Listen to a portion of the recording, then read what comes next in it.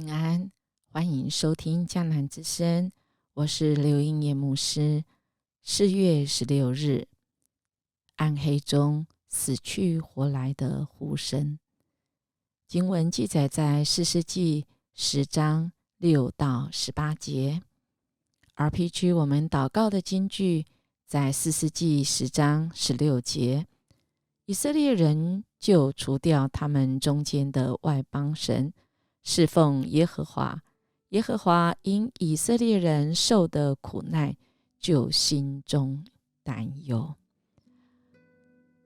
明知危险，劝诫不听，任凭而行，果然出事。下一句我们可能会接什么呢？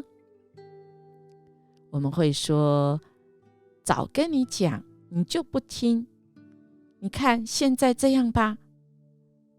哎呀，我想这是我们一般人会有的反应。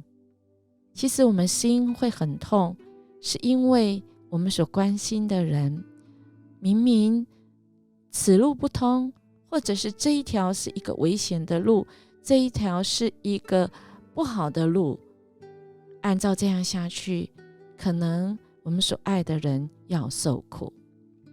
今天的经文正是这一位耶和华，他看到他所爱的子民就是不遵守他们原先所约定的诫命，而这些诫命是为了要保护他们，但却不听，而惹来了什么样的事呢？我们来看今天的经文这样说：以色列人又行耶和华眼中看为恶的事，去侍奉诸巴力和亚斯他路，并亚兰的神、西顿的神、摩押的神、亚门人的神、非利士人的神，离弃耶和华，不侍奉他。耶和华的怒气向以色列人发作，就把他们交在非利士人和亚门人的手中。从那年起，他们扰害欺压约旦河那边住亚摩利人之基列地的以色列人，共有18年。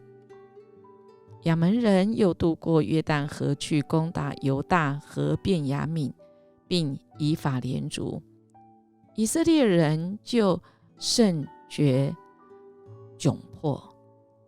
以色列人哀求耶和华说：我们得罪了你，因为离弃了我们的神，去侍奉诸巴力。耶和华对以色列人说：我岂没有救过你们脱离埃及人、亚摩利人、亚门人和非利士人吗？西顿人、亚玛利人、马云人也都欺压你们，你们哀求我，我也拯救你们脱离他们的手。你们竟离弃我，侍奉别神，所以我不再救你们了。你们就去哀求所选择的神，你们遭遇急难的时候，让他救你们吧。以色列人对耶和华说：我们犯罪了，任凭你随意待我们吧，只求你今日拯救我们。以色列人就除掉他们中间的外邦神，侍奉耶和华。耶和华因以色列人受的苦难，就心中担忧。当时亚门人聚集安营在基列，以色列人也聚集安营在米斯巴。基列的民和众首领彼此商议说：谁能先去攻打亚门人，谁必做基列一切居民的领袖。今天这段经文，我们看到跟之前真的很大的不一样在哪里呢？就是这一次神给他们的不只有一个外族人受搅扰，而是他们在河东交在亚门人的手里，在河西交在非利士人的手里，甚至到一个地步，在河东的亚门人渡河到河西，增加以色列人所受的苦恼。这个扰乱的范围很宽广，以前我们所看到的几次，其实那个管教的重点只在1-2个支派的地区，但现在受扰乱的地方是更宽广，并且就在迦南地最中心的地带。所以我们可以看到，其实那个缘由还是我们看到一开始所说的，以色列人他不只是祭拜一个外族的神，哇，这些神数起来还真多呢，不是只有祭拜他们当地迦南的神，而是这么多，还有亚兰的神、西顿的神、摩押的神、亚门人的神，哇，真的是来自各方的神明。耶和华真的生气了，帮他们交在他们的手里。而且神不是一次就管教他们道理，他们呼求的时候，呼求耶和华的时候，耶和华救过他们，但他们把耶和华当工具神啊。我们常常说工具人，这个利用完了就忘记把它放掉了。此时也是这样啊，所以耶和华对以色列人说，我岂没有救过你们吗？好吧，你们既离弃我，我不再救你们了，你们去哀求那些你们所选择的。哇，这个真的很讽刺，他们选择去侍奉这些神，但遇遭难的时候，他们却回过来求神。以色列人他们真的是在那绝望之地，在暗黑之中呼求，是死去活来的呼声啊，呼求神啊。我们的神有怜悯，是我们的神听见了，而幸好以色列百姓他们也决定了要除掉他们当中外邦神来侍奉神。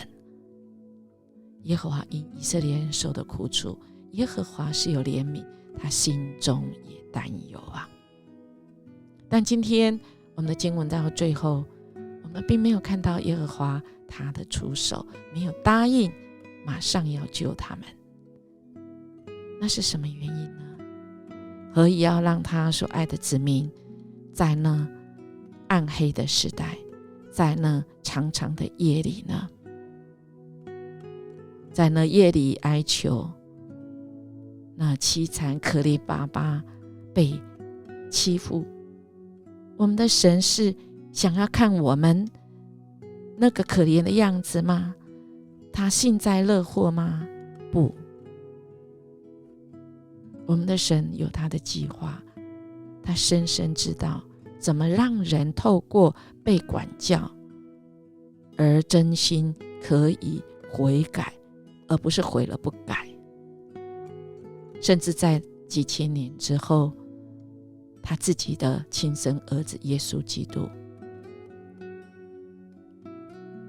成为世人，跟人一样走一样的路，有人的身体，有人的喜怒哀惧，但他没有犯罪，为人钉在十字架上，